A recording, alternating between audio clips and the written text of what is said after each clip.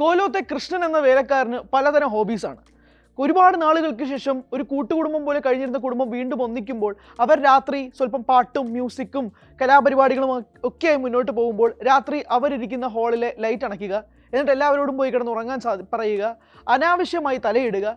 പല കുടുംബങ്ങളിലെയും പ്രശ്നങ്ങളും കാര്യങ്ങളും അദ്ദേഹത്തിൻ്റെ പ്രശ്നങ്ങളല്ലെങ്കിൽ പോലും അതിലും തലയിടുക, അങ്ങനെ പല ഹോബികളാണ് കൃഷ്ണനുള്ളത്. സംഭവം 2005 കമൽ സംവിധാനം ചെയ്ത മമ്മൂട്ടി നായകനായി ടി.എ. റസാക്ക് കഥ, തിരക്കഥ, സംഭാഷണം എഴുതിയ ചിത്രമായിരുന്നു രാപ്പകൽ.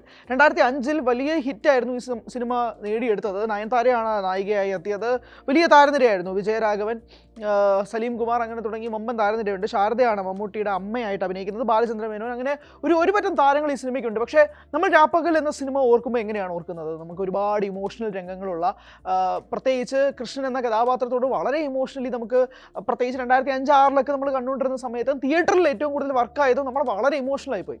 നമ്മൾ മമ്മൂട്ടി എന്ന കഥാപാത്രത്തോടും മമ്മൂട്ടിയോട് എന്തിനാണ് ഇത്രയും ക്രൂരത കാണിക്കുന്നത് എന്നൊക്കെയായിരുന്നു അന്നത്തെ മൈൻഡ് സെറ്റ്. പക്ഷേ 19 വർഷങ്ങൾക്ക് ഇപ്പുറം 2024 നമ്മൾ എടുത്തു നോക്കുമ്പോൾ സമൂഹ മാധ്യമങ്ങളിൽ കൃഷ്ണൻ എയറിലാണ്.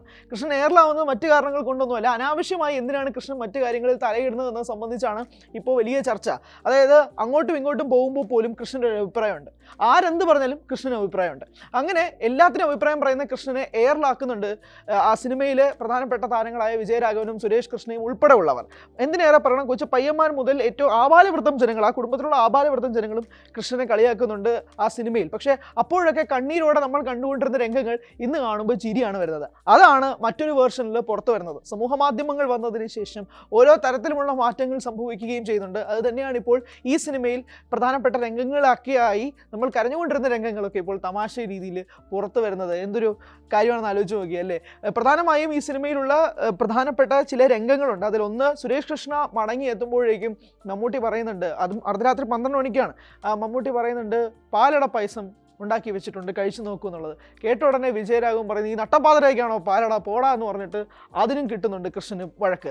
മാത്രമല്ല, ഞാൻ ആദ്യം സൂചിപ്പിച്ചതുപോലെ തന്നെ ഈ കുടുംബം ഒരുപാട് നാൾക്ക് ശേഷം വരികയാണ്. അപ്പോൾ ആ കുടുംബം വളരെ സന്തോഷപൂർവ്വമായിട്ട് അവരവരുടെ ഒരു ആഹ്ലാദം എന്ന രീതിയിൽ വീട്ടിനകത്ത് വെച്ച് നടത്തുമ്പോൾ അനാവശ്യമായി ഒരു കാര്യമില്ലാതെ ആ കൃഷ്ണൻ എന്തിനാണ് അവരുടെ അടുത്ത് പോയി ചൊറിയുന്നതെന്ന് എനിക്ക് മനസ്സിലാവുന്നില്ല.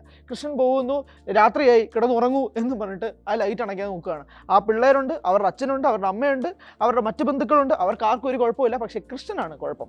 ഈ കൃഷ്ണന് വീണ്ടും പോയി അവരുടെ ലൈറ്റ് അണയ്ക്കാൻ പറയുന്നു. അതിലൊരുത്തൻ നല്ല കൃത്യമായി കൃഷ്ണൻ്റെ കവിള് നോക്കി ഒന്ന് കൊടുക്കുകയും ചെയ്യുന്നു. പക്ഷേ ആ രംഗങ്ങളൊക്കെ നമ്മളെ കണ്ണീരണിപ്പിക്കുന്നുണ്ട്. പക്ഷെ നമ്മളിപ്പോൾ ആലോചിക്കുമ്പോൾ എന്തിനാണ് കൃഷ്ണൻ അതൊക്കെ പോയി ചെയ്തിരുന്നത് എന്നുള്ള സംശയങ്ങളാണ് നിൽക്കുന്നത്. ഒരുപാട് ട്രോളുകൾ, മീമുകൾ, ട്രോൾ വീഡിയോകളൊക്കെ തന്നെ രാപ്പകൽ എന്ന സിനിമയുടെ പേരിൽ വരുന്നുണ്ട്. സമൂഹ മാധ്യമങ്ങളിൽ കൃത്യമായ ചർച്ചകളും കൃഷ്ണൻ എന്ന കഥാപാത്രത്തിൻ്റെ മേലും മമ്മൂട്ടിക്കും കിട്ടുന്നുണ്ട്.